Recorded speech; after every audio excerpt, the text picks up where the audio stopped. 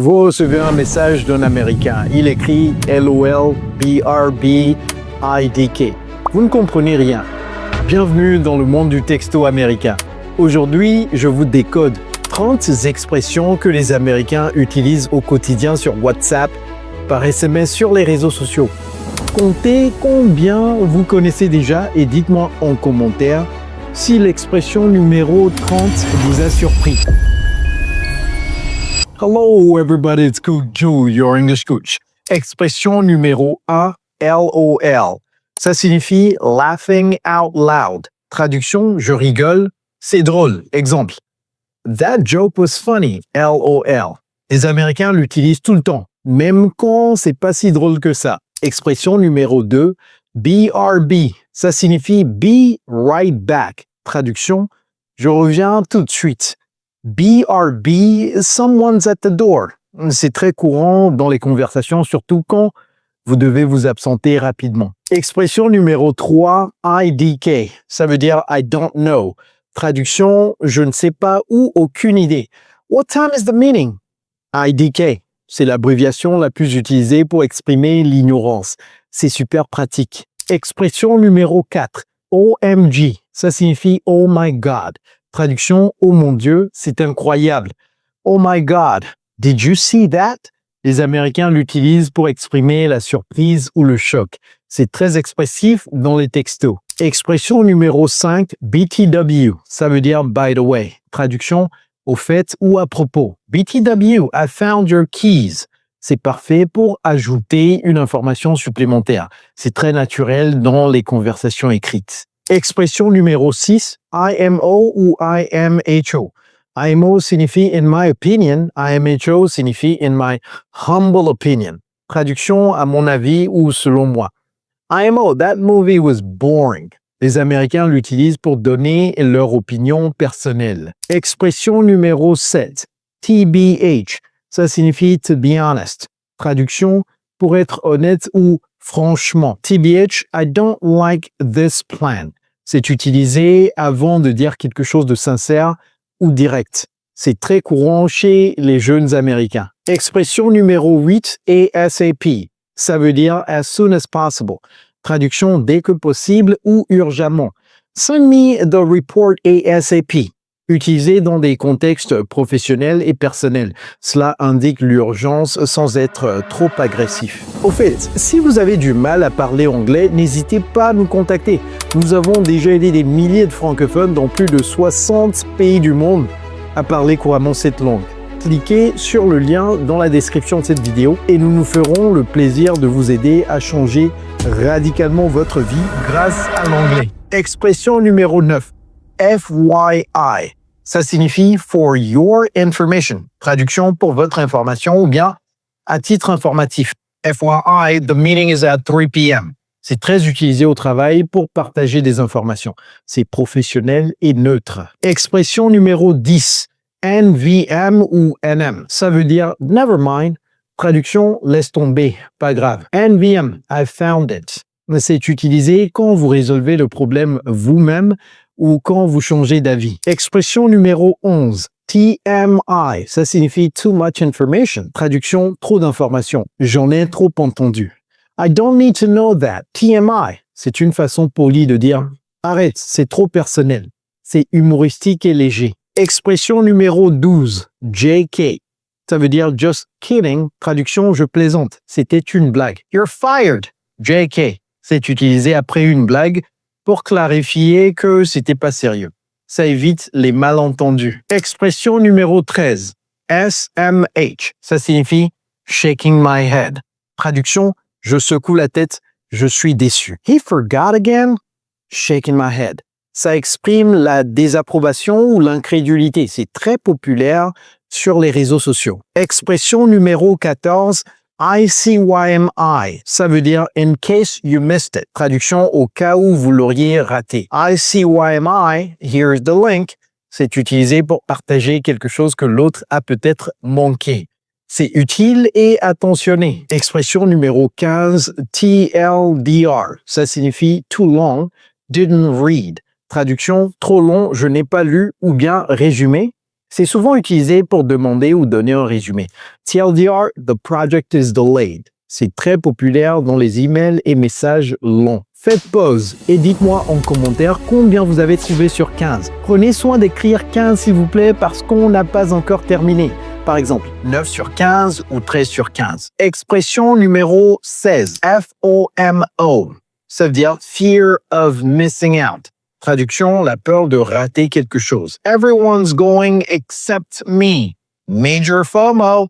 Ça décrit l'anxiété de ne pas être inclus. C'est très moderne et psychologique. Expression numéro 17, IRL. Ça signifie in real life. Traduction, dans la vraie vie ou en personne. We met IRL yesterday. Ça distingue la vie réelle des interactions en ligne. C'est essentiel dans le monde numérique d'aujourd'hui. Expression numéro 18, TBT. Ça veut dire Throwback Thursday.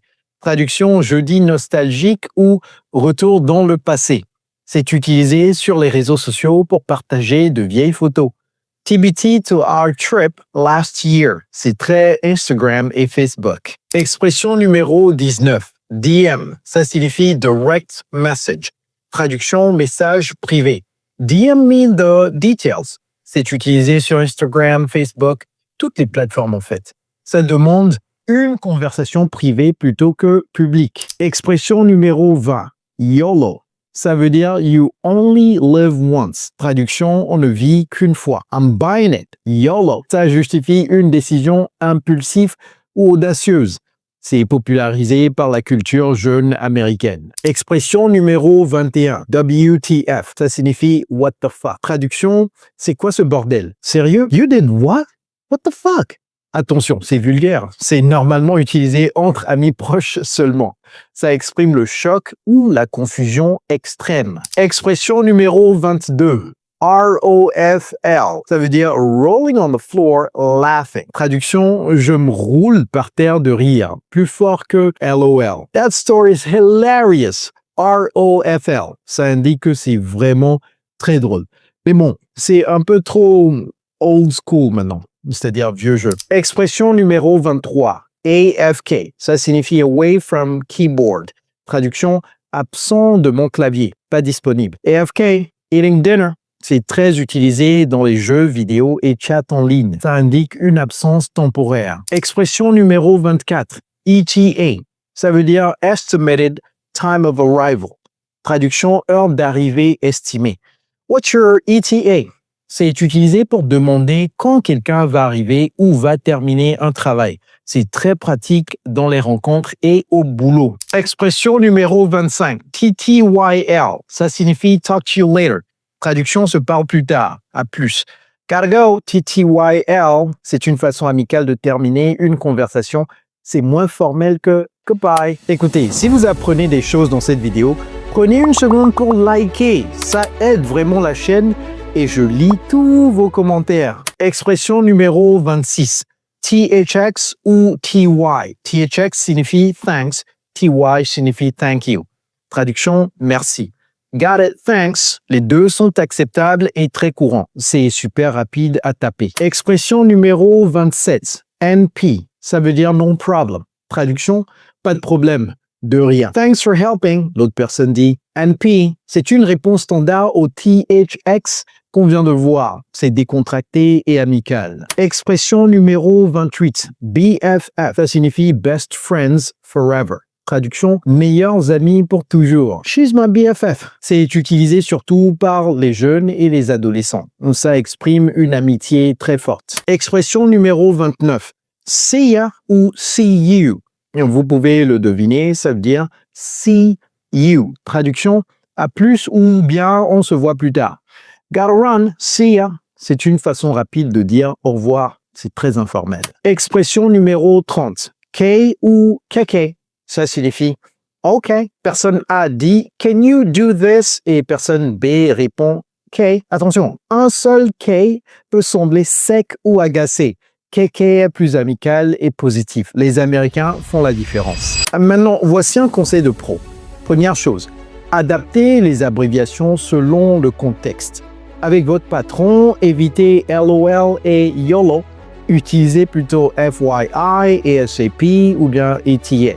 c'est plus professionnel. Avec vos amis, tout est permis. Oh my God, WTF, BRB, pas de problème. Le contexte détermine ce qui est approprié. Ne mélangez jamais professionnel et décontracté. Deuxième chose, les Américains utilisent aussi des emojis avec les abréviations. LOL avec emoji est plus expressif que juste LOL tout court. ASAP plus emoji de la main est plus poli que juste ASAP. L'emoji ajoute le ton qui manque dans les textos. Ça évite les malentendus. Combinez abréviations et emojis pour communiquer clairement. Troisième chose, certaines abréviations sont en train de devenir old school ou vieille école. Par exemple, ROFL est moins utilisé maintenant. Les jeunes préfèrent I'm dead plus emoji ou I can't plus emoji. LOL reste classique, mais LMAO prend le dessus. Le langage texto évolue constamment. Suivez les tendances actuelles sur TikTok et Instagram. C'est là que naissent les nouvelles expressions. Récapitulons ce que vous avez appris aujourd'hui. 30 expressions de texting américain.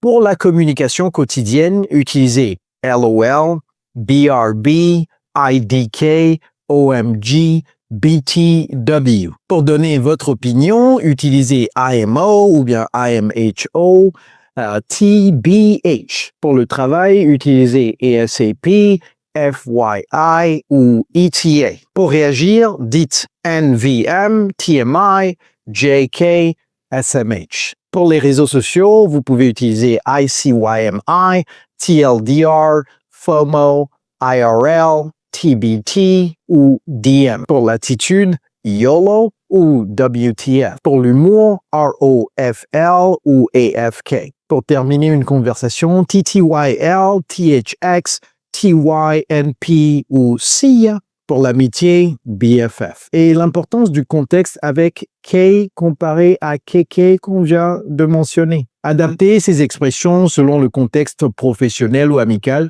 combinez avec des emojis pour clarifier le ton et suivez les tendances actuelles, car le langage texto évolue rapidement. Alors, vous pouvez maintenant comprendre les messages de vos amis américains et répondre naturellement, comme un natif, n'est-ce pas? Choisissez 3 abréviations de cette vidéo et utilisez-les cette semaine. Vous verrez que ça devient vite naturel. Si cette vidéo vous a aidé, likez et partagez. Abonnez-vous pour du nouveau contenu chaque semaine qui vous aidera à parler anglais naturellement. Vous connaissez quelqu'un qui galère avec l'anglais? Eh bien, envoyez-lui cette leçon. Et si vous avez aimé cette vidéo, je suis certain que vous allez aussi kiffer celle-là. Alors cliquez ici pour la regarder maintenant. Keep learning, keep growing, keep speaking. It's Coach Joe, your English coach. Take care.